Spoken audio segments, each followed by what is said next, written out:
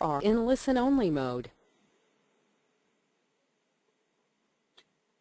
Good morning, everyone out there in webinar land. I've had breakfast this morning, but I have to say after preparing this webinar and these slides, I'm absolutely famished.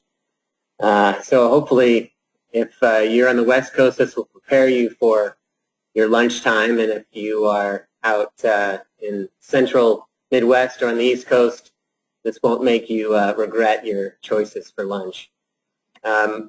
We are going to start here in about 5 minutes, letting a few more people join. And if you have questions, we'll save those for the end of the presentation. We'll probably speak for about 30 to 40 minutes and then have questions. And you can just type them into the question dialog box there on your control panel, and we will get to those at the end of the presentation. And if we don't, for whatever reason, have time for questions or get to your question, we will certainly follow up with emails to respond to any and all questions. So if anyone's having issues hearing, please do send a message, either a chat or a question, and we can adjust. But I think everything should be good. So we will get started here in just a few minutes.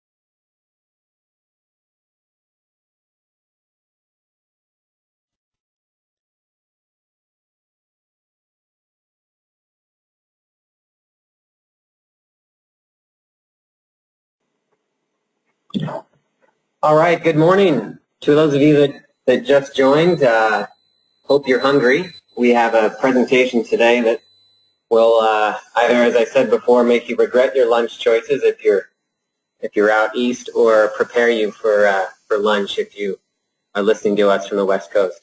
I'm Tad Bradley from the Cucinary Collection, and I also have... Good morning, Lindsay Harshman. Thanks for joining us this morning. Hopefully we'll provide provide you guys with some information for your travelers in Latin America and Africa.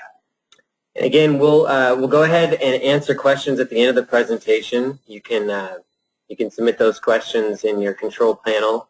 If we don't get to all the questions, we will certainly respond by email and send those a follow-up after the webinar. There are a few itineraries that we're not going to cover in detail, but that will be shown during this presentation, and we will also send those out for those that are interested. So we're going to go ahead and get started on our wining and dining of your travelers. So I think it's safe to say that culinary tours are certainly in demand today. Over the last 10 or 15 years, that term culinary tourism has grown, and in fact, there is even today a World Food Travel Association, which is until just this past year known as the Culinary Travel Association. I think the things that have begun to change in recent years is that the perception of food tourism and culinary tourism is evolving, and such that it's not just for your gourmands out there, or even for foodies. Incorporating some sort of food experience into your travelers' itineraries really is one of the greatest ways to give them a true flavor, pun intended, of the culture, the history, and the traditions of the destination that they are visiting. You can see from the World Food Travel Association their definition for culinary tourism, or food and wine tourism, the pursuit and enjoyment of unique and memorable food and drink experiences both far and near. And we think that really does crystallize what this is all about. Regarding the wine part of wining and dining, in case you haven't noticed, there is more and more wine consumption in the U.S. And North America than ever before. You can see 17 consecutive years of more and more winos out there, and the case consumption has grown considerably in the decade between 2000 and 2010. And as I said before, really it's incorporating any of these experiences into a itinerary in any destination is very easy, and something that I think most travelers really will appreciate, and again, give them an insight into the culture. Of course, you can also design a complete food and wine itinerary that really is focused on solely on those experiences that we'll cover today. So we're going to start our journey. Well, there we go. Start our food journey in Latin America, in Belize, and talk a little bit about the southern district of Toledo, which is the home of cacao. For those that are unfamiliar with what cacao is, it's not a bovine. No, it's the pods that chocolate come from. And southern Belize is one of the biggest producers of cacao for the fair trade market, both in Europe as well as in the U.S. You may recognize the Green and Black's organic Maya gold chocolate, which is sourced entirely from fair trade producers in southern Belize, such as Juan Cho, you can see there. One of these experiences that Juan and others in the southern part of Belize provide is really a farm-to-bar experience for your travelers.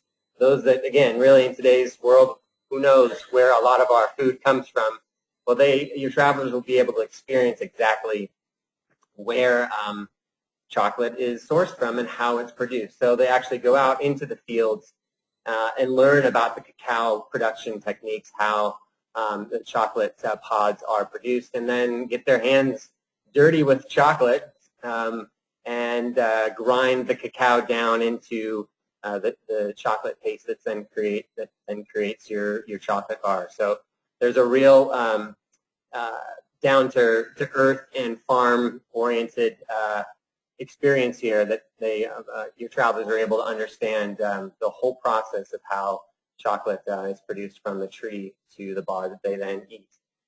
Related to that, and coming up in May this year, it used to be called the Cacao Festival of Belize, but again, cacao is not a real familiar term for most North Americans, so they've dumbed it down, I guess you could say, and made it more direct. It's the Chocolate Festival of Belize. And our client in southern Belize, the Lodge at Big Falls, has a fantastic itinerary that incorporates a lot of the activities of the Chocolate Festival, from the very high-end experience of wine and chocolates in the evening, sampling pairings of different types of fair trade chocolates from southern Belize, to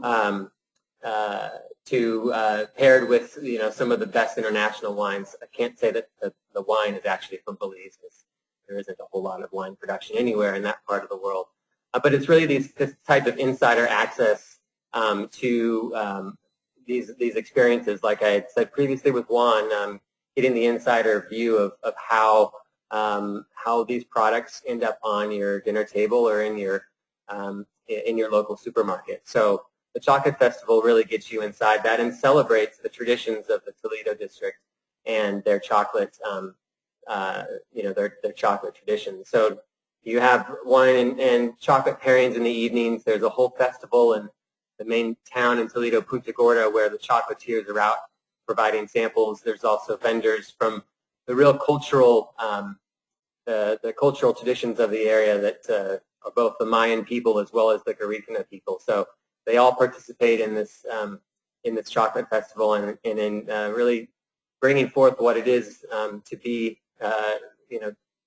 what chocolate means to that part of Belize. You can see there's a musical bent to it as well. And then one of the highlights is the Lubantun ruins, which are located in southern Belize. They have traditional Mayan dances and celebrating the traditions of chocolate and the Mayan diet at an ancient Mayan ruin site, one of the former great cities of the Mayan Empire. And this is all located within 30 minutes or so of the lodge at Big Falls, and it's a great home base for any of these activities. For chocolate, there's home visits that we have put together in southern Belize, and this can be also done in much of the Mundo Maya in Belize and Guatemala, but this is an experience with several families that are affiliated with the lodge at Big Falls, where guests are able to go into the home of local Maya and actually sample and learn and try their hand, literally, at some of the culinary traditions of the Mayan, from the corn tortillas to roasting chiles, to making salsa, to grinding cacao chocolate into a Mayan bitter hot chocolate. And again, it really is this insider access and true authenticity in being able to go into a traditional Mayan home and learn directly from the local people about their culinary traditions. And the nice thing in Belize is that there isn't a language barrier that you may have in other parts of the Mundo Maya in Guatemala. Their primary language is English, or one of their primary languages is English, along with Creole and their Quechua Maya language as well. So we're going to show you a little video that gives you a taste of what it's like to go into one of these Mayan homes and participate in their daily life and in their culinary traditions. Well, actually, try that again.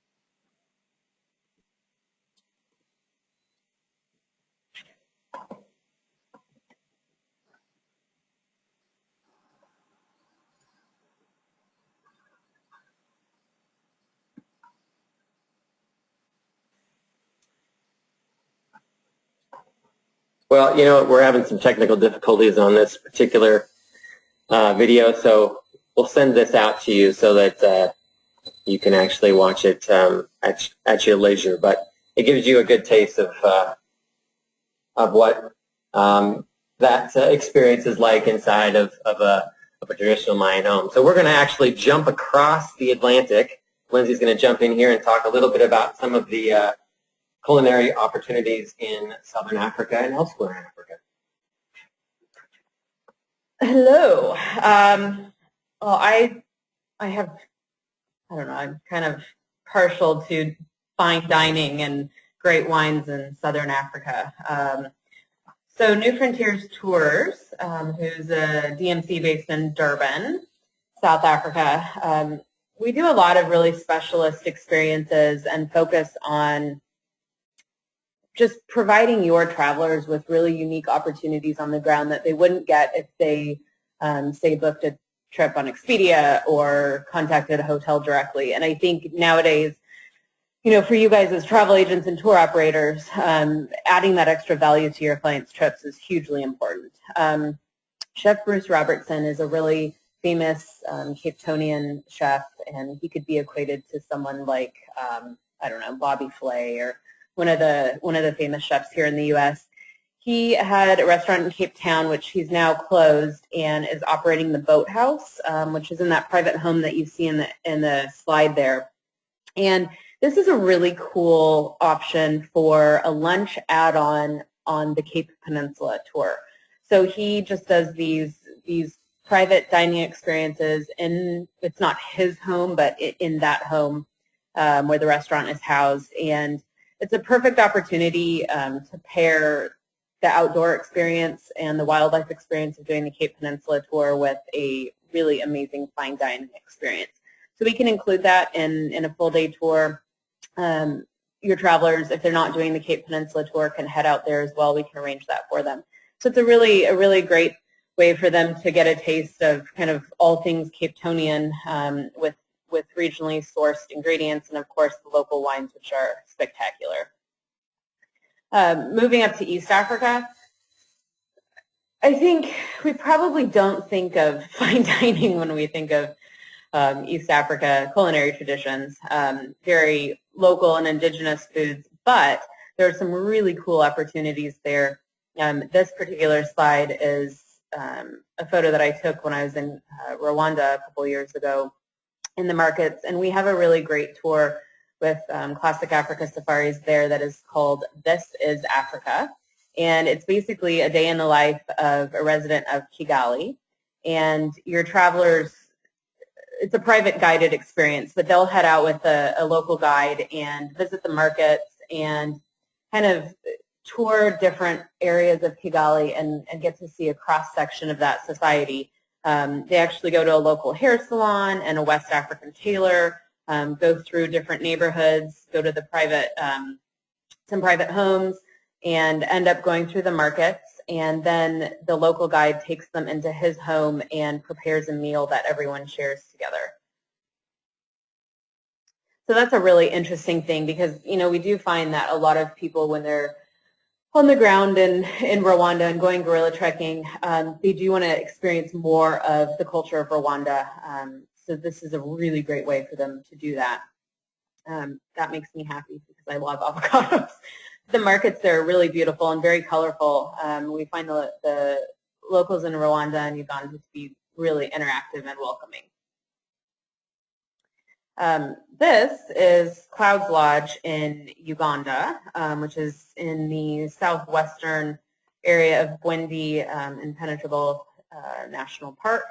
And this is a great, probably one of the high-end properties in Uganda right now. This is one of the suites, as you can see, really stunning. Set up on top of the mountain overlooking the volcanoes in Rwanda and also in the Congo. It also is considered to be one of the fine dining destinations in Uganda.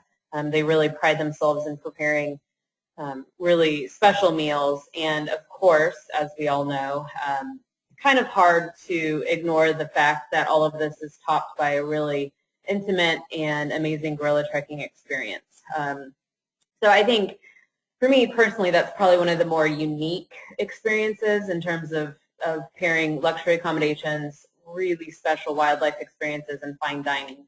So that's a really cool option. Clouds Lodge, Classic Africa Safaris can arrange transfers there through either Uganda or Rwanda. So if your travelers are coming from Tanzania, you can just connect them into Kigali and we can get them there that way.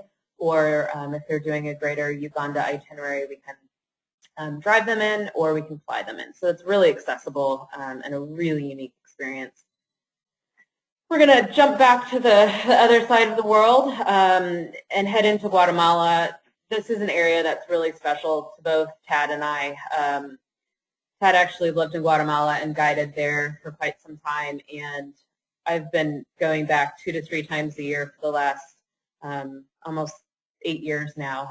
My best friend runs a lodge in Guatemala, so I spend a lot of time there.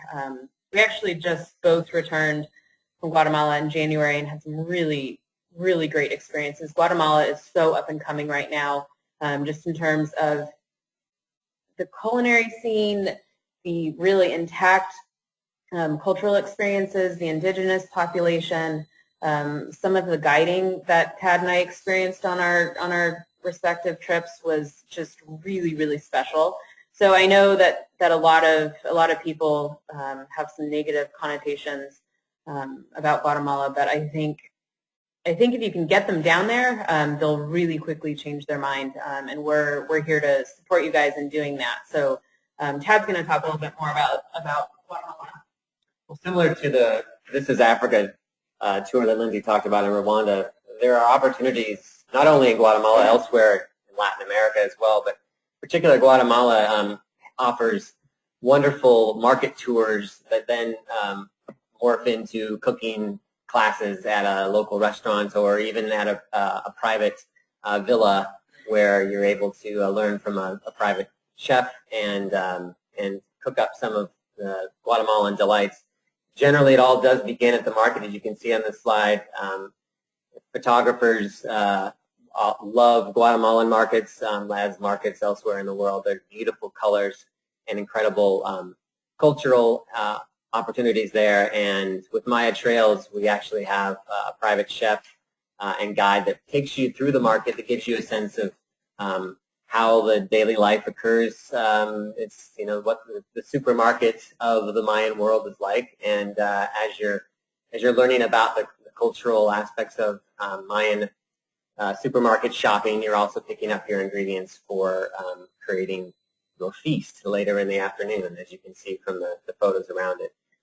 These opportunities exist throughout Guatemala, but in particular Antigua, the former colonial capital of the country, and has one of the some of the greatest dining scene throughout the country. Some beautiful, amazing restaurants, and then several small cooking schools that where you can try your hand. It's a UNESCO World Heritage Site, and many of the restaurants that we'll show you here coming up feature former ruins that have been converted into beautiful boutique restaurants and hotels.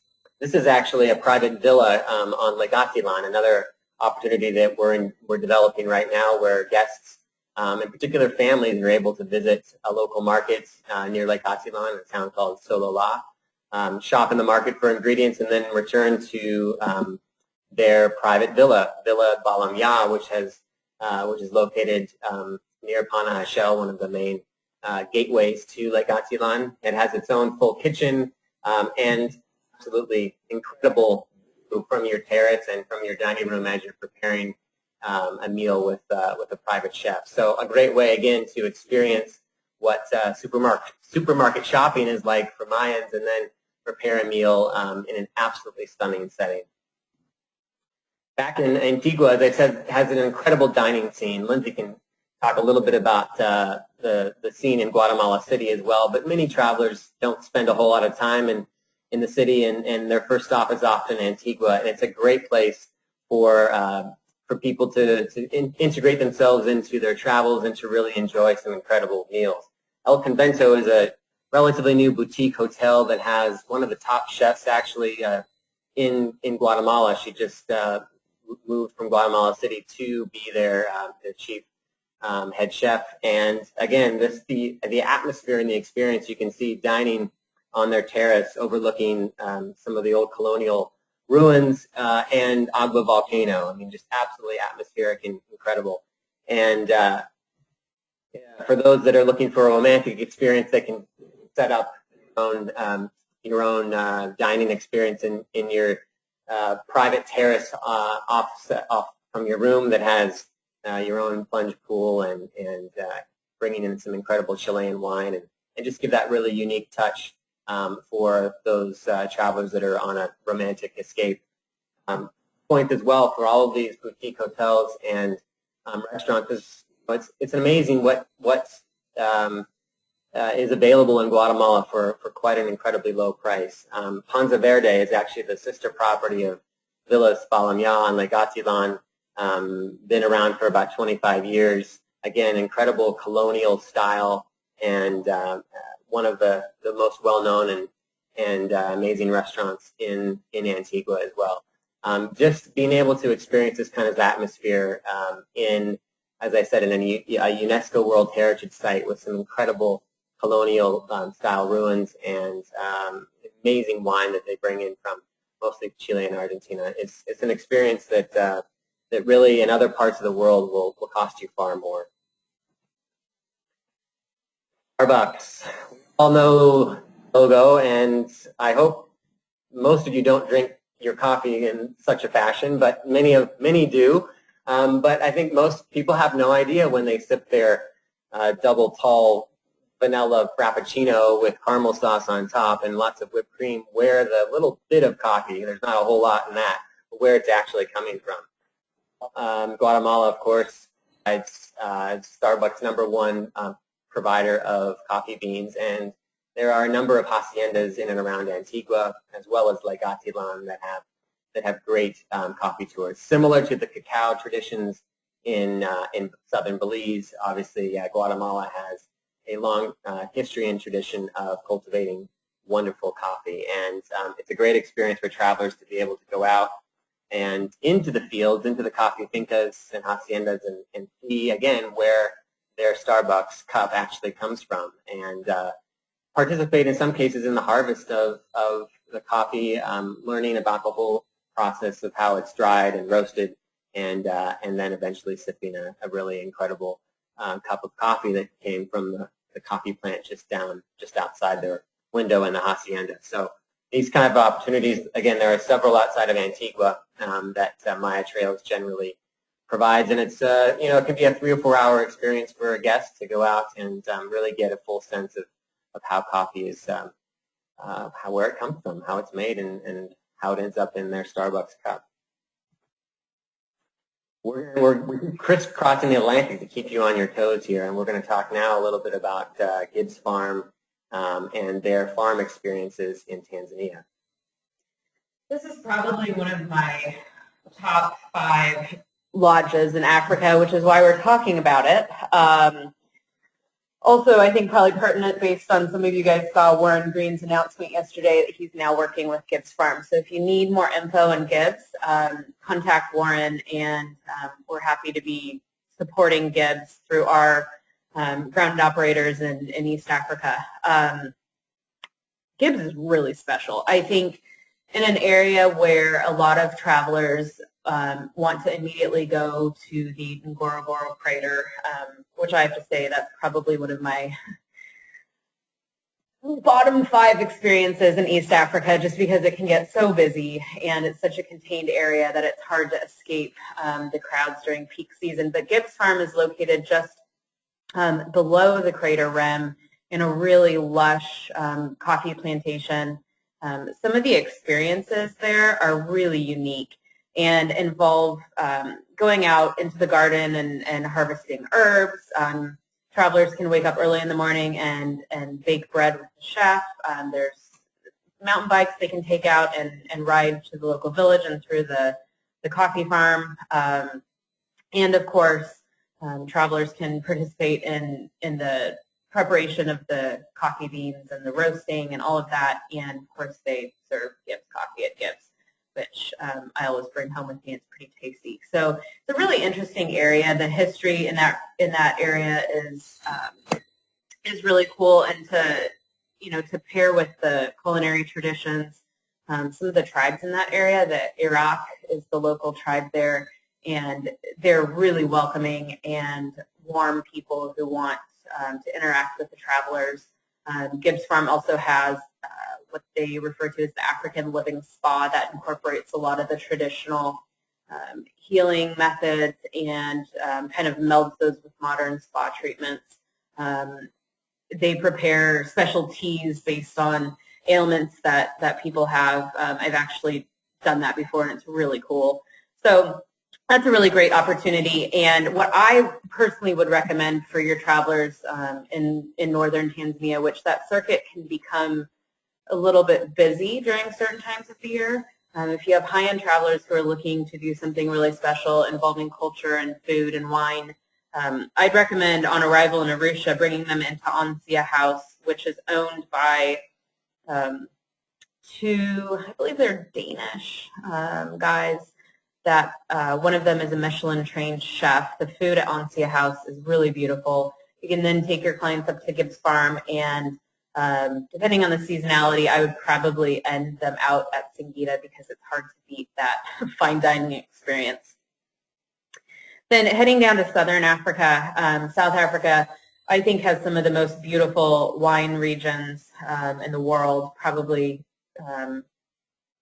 well, Tad and I will argue about South Africa and Argentina, which he'll talk about momentarily. But Waterford is a really cool spot. Stellenbosch sometimes gets overshadowed by the more kind of quaint and picturesque Franschhoek area, but Waterford offers a really cool safari-style experience in a Land Cruiser. Takes travelers out into the wine fields and just kind of does a whole summary of the wine production, which of course ends in tasting in the barrel room and the cellars. So it's a really cool experience that is an easy add-on. Stellenbosch is about 40 minutes from Cape Town, so this can also just be done as a day trip. You don't need to overnight your clients out there. Todd's going to talk about Argentina. I'm green with envy because he's headed down there next week for a full recce on this area that we're going to talk about right now. So I'm going to be following along, hopefully like you guys will, on our blog and on Facebook and Twitter, checking out his adventures down there. So he's going to enlighten us into this region a little bit. So Mendoza, of course, is the wine region, number one wine region in Argentina, and that which most North Americans are familiar with. And it's an incredible part of Argentina and does deliver some of its finest wines. But we have a tour that H&T Argentina has put together that is actually in a lesser-known region, but one that's definitely up and coming for a number of reasons. But wine should definitely not be the least of it, which is the northern region of Salta. It's our Estancias and Bodegas tour of northern Argentina that H&T has put together. Salta is tiny compared to Mendoza and to other wine-producing regions of Argentina. It produces less than 1% of Argentina's wines, believe it or not. It's known for Torrontés, of course, which is your white grape, your white wine. But it also, in recent years, there have been some incredible Malbecs and in particular Syrahs that have been coming out of this region in Salta. It is also the place where wine most likely began in Argentina, actually, not Mendoza. It was here that the Jesuit missionaries from Peru, actually, I believe, first planted seeds in this part of Argentina.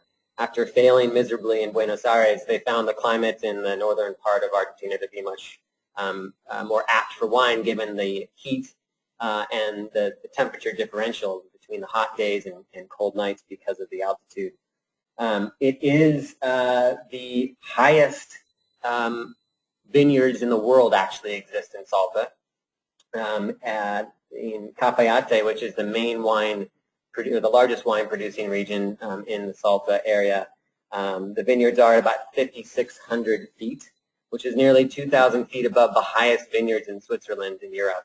But actually the highest vineyard in all of the world is also located in the same region, the Colomé vineyard, which is actually at 10,000 feet. So bring your oxygen masks and spend some time acclimatizing to go sip that wine. And I imagine 1 or 2 glasses will be enough to get any good wino a little bit tipsy. So we're going to Salta, and one of the reasons that Salta is amazing is not just the scenery, or it's not just the wine, I should say. It's the incredible opportunities for jaw-droppingly beautiful vistas. Mendoza is also a beautiful region, but it really doesn't have the same level of variety and, frankly, just breathtaking vistas that you do have in the northern reaches of Argentina. And it seems like the farther north you go, the more incredible the views get. But the wine is quite exceptional in this part of the world.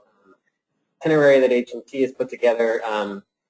You spend several nights at this Viñas de Cafayate wine resort, and as you can see, it's just an absolutely stunning location surrounded by incredible rock formations and stunning hills and mountains, and there is a number of activities available at this particular bodega, this winery, beyond just sipping wine on your veranda. Like Lindsay had said in South Africa, yes, we can also do mountain bike rides through the vineyard, or for those that are interested in horseback riding, that's also available. Being able to take horses out into the areas around the vineyards to really explore the beauty of the region and of the vineyard itself. Wine and cheese go well together. There's many incredible cheese producing farms, both goat and cow's milk cheese, that are activities that we can arrange as a part of this type of trip.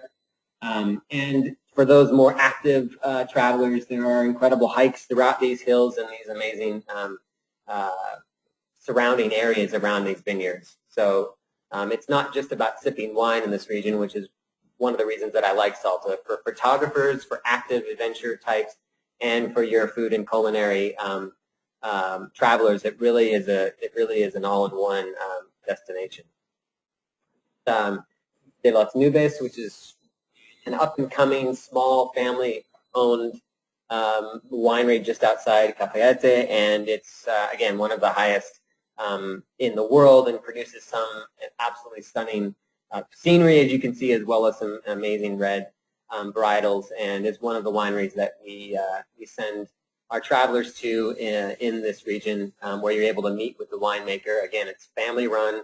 Husband and wife have owned this vineyard for about 20 years, and they take you around to experience the field as well as the wine cellar and how they create their incredible varietals. Is best known Argentinian wineries, and it is one of the oldest. It may in fact be the oldest, and it is definitely the highest, as I said, sitting at over 10,000 feet. Again, you don't need to sip too much wine here to feel it. So, but again, just absolutely stunning scenery that you really don't find anywhere else. Wine and Argentinian beef are a combo that goes well together just about anywhere throughout Argentina, but Colome offers some incredible gastronomic delights as well, pairings between wine, cheese, and various plates in the evening, which is almost always going to be mostly composed of beef. There's not as much fruit and vegetables, not an Argentinian favorite. And again, you can't get this type of stunning view in Mendoza. Again, not to say anything bad about Mendoza. It's a wonderful place for wine sipping. But being able to experience these stunning red rock vistas throughout the Valley of the Shells on your way from Cafayate up to Salta, again, this is the only place that these kind of type of experiences exist. And beyond Salta, north, again, rounding out the experience, it doesn't have to be just all about wine in Salta. You can go up to the incredible salt flats in far north Argentina. And again, for photographers and those that they want to have that iconic shot of them jumping and their shadow below, this is where this happens. So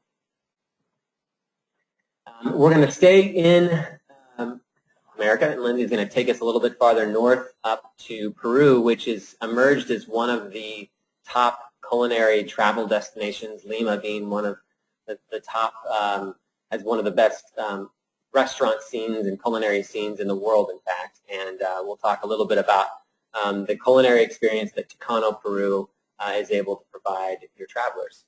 Lindsay. Oh, who doesn't love a good ceviche?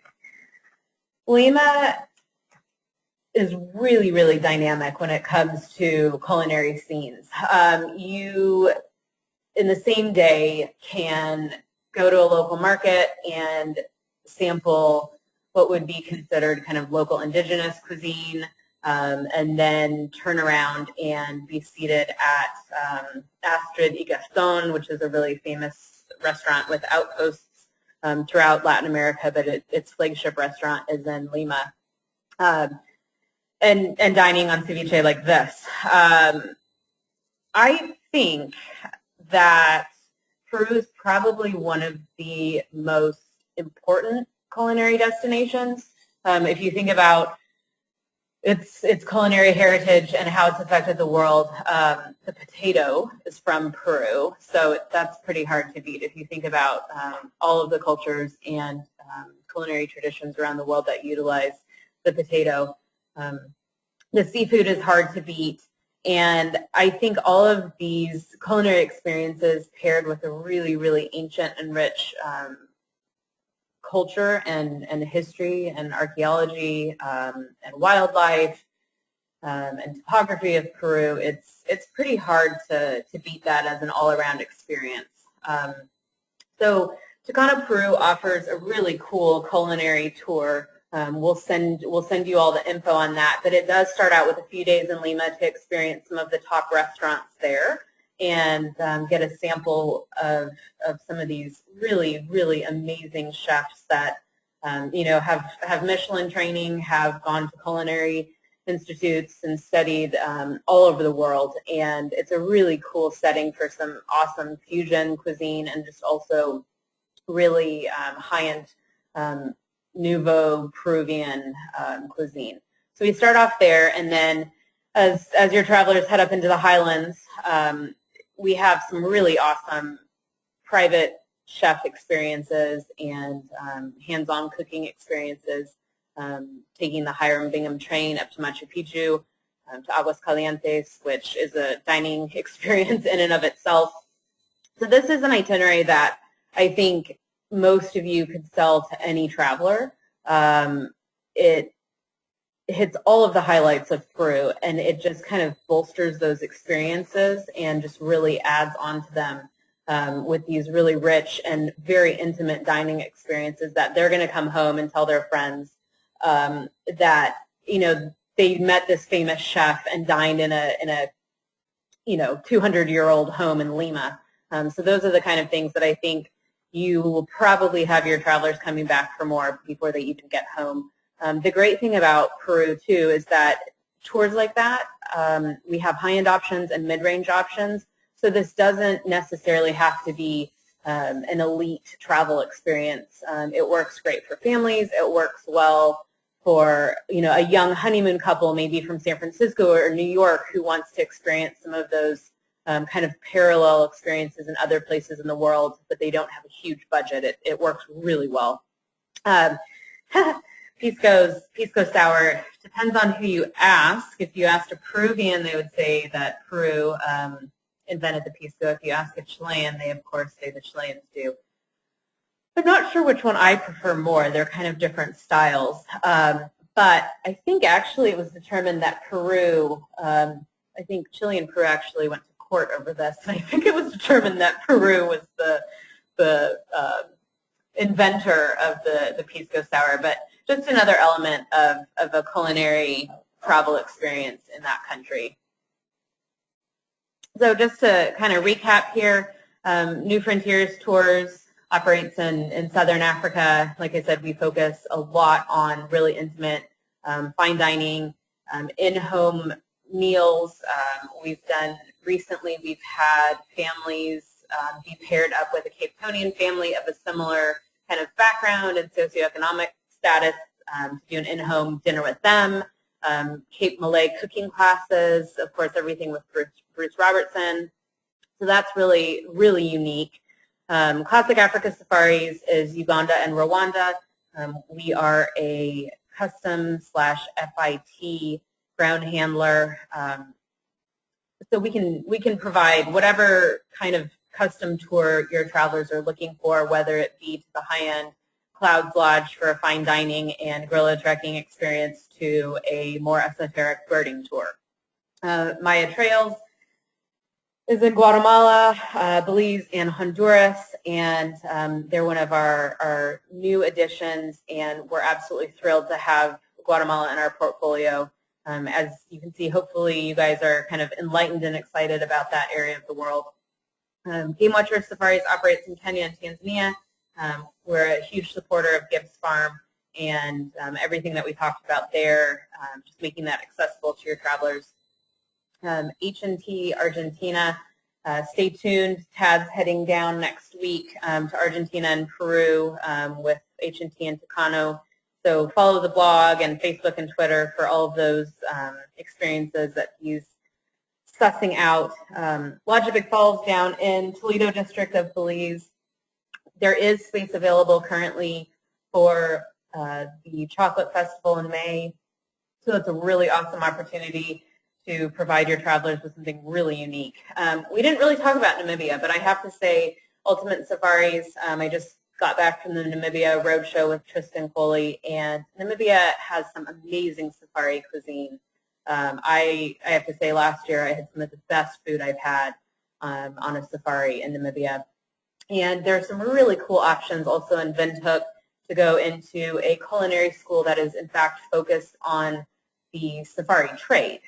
So chefs at safari camps from all over Namibia can come in to the culinary school in Windhoek and be trained and then head back out into the bush and just prepare these really amazing meals.